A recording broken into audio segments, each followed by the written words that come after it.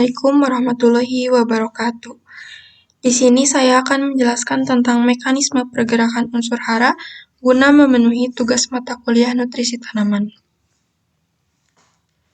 Sebelumnya, perkenalkan nama saya Wulan Wahyuni dengan NPM 235001042 dari kelas C Agroteknologi. Kenapa sih kita perlu mempelajari mekanisme pergerakan unsur hara? Gunanya yaitu tanaman membutuhkan unsur hara untuk menjamin proses metabolisme untuk pertumbuhan dan perkembangan tanaman. Secara umum, bagi tanaman yang hidup di air, penyerapan utamanya adalah daun, sedangkan bagi tanaman yang hidup di darat, penyerapan hara utamanya adalah melalui akar. Daun tanaman yang hidup di darat bisa menyerap hara, tapi sangat dibatasi oleh dinding sel epidermis. Tanaman memperoleh unsur hara dari larutan tanah melalui 3 mekanisme utama, yaitu yang pertama aliran massa atau mass flow, kedua difusi atau diffusion, dan yang terakhir intersepsi akar atau root interception. Masuk ke dalam aliran massa. Apa itu aliran massa? Aliran massa adalah pergerakan hara di dalam tanah ke permukaan akar tanaman. Aliran massa terjadi ketika air bergerak menuju akar tanaman akibat proses transpirasi atau evaporasi. Unsur hara yang larut dalam air ikut terbawa menuju permukaan akar. Dengan kata lain, unsur hara berpindah mengikuti aliran air di dalam tanah.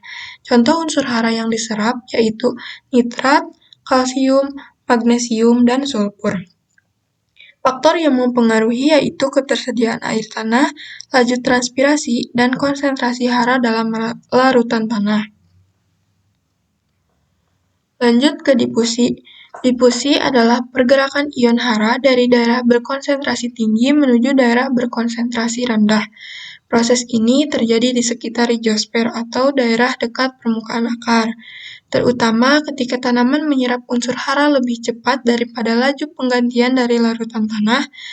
Contoh unsur hara yang diserap yaitu fosfor, kalium, dan seng.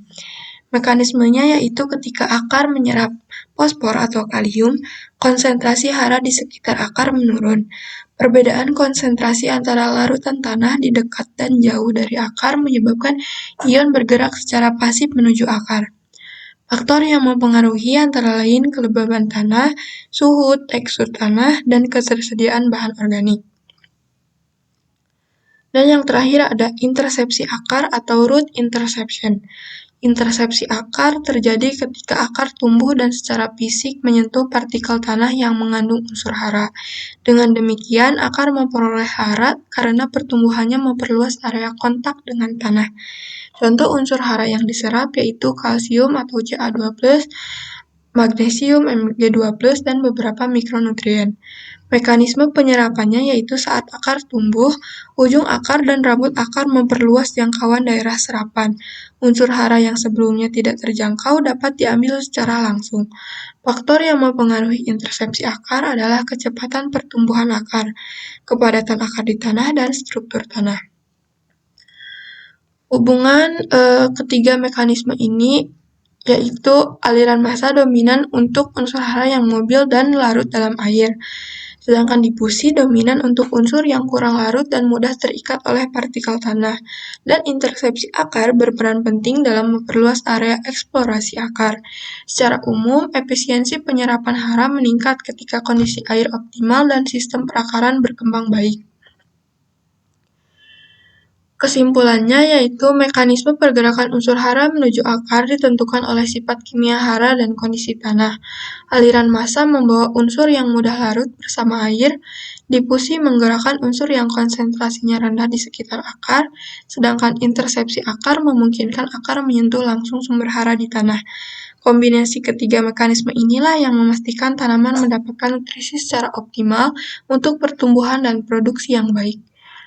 Mungkin hanya sekian yang bisa saya sampaikan. Terima kasih. Wassalamualaikum warahmatullahi wabarakatuh.